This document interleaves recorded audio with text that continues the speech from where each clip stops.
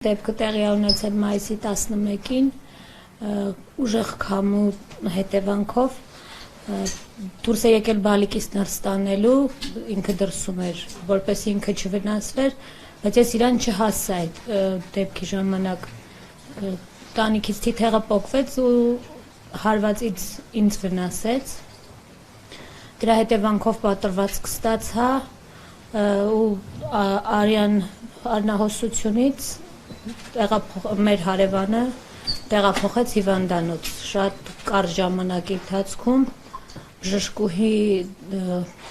Նարա Սուրենովնան և Անայդ Հովիկովնան շատ արագ կազմակերպեցին կիսարյան հատումը, դրա հետևանքով էլ ծնվեց բալիկը ու հիմա փառք Աստծո որոշակի փոփոխություններ արդեն համ բալիկը ունի, համ ես շնորհիվ շատ լավ բժշկական անձնակազմի և հիվանդանոցի տնօրենությունը, որը մեզ յուրահատուկ ձևով է վերաբերվում։ Մեր տան կտուրի ազբեստից թիթեղն էր։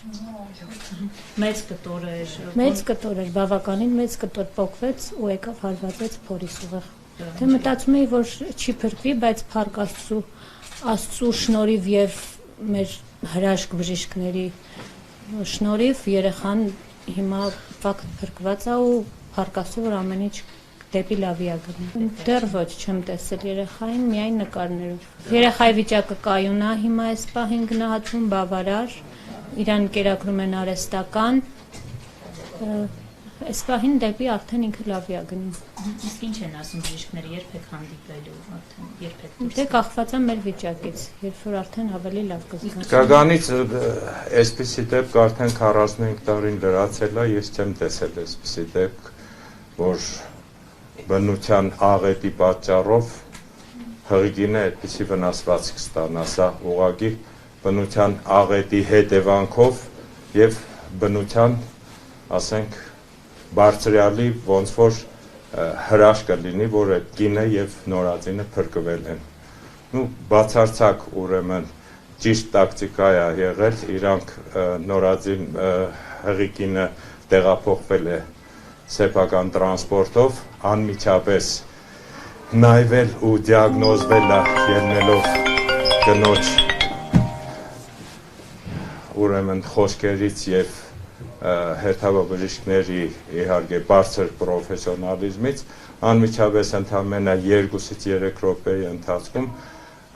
արդեն նախապատրաստվել է, բոլոր մասնագետները միասին նայել են ու նախապատրաստվել է վիրահատության և կտրվածքը և ամեն ինչ շատ ճիշտ ընտրվել է, որովհետև հիմնական ուրեմն խնդիրը եղել է, որտեղ որովայնի, ասենք, աղիների կամ այլ օրգանի վնասվածքը, հենց արգանդի վնասվածքը, որը թափածագող վնասվածք է եղել և կինը նշել է անմիջապես, որ վնասվածքից հետո ջրերը գնացել են և իսկականցել և հարվածը այնքան ուժեղ է եղել, որ նորածնի քունքի ձախ քունքի վերևի շրջանում բավականին խորը վերք է, պատրվածք է եղել, որի պատճառով, այսինքն հիմա ասում են,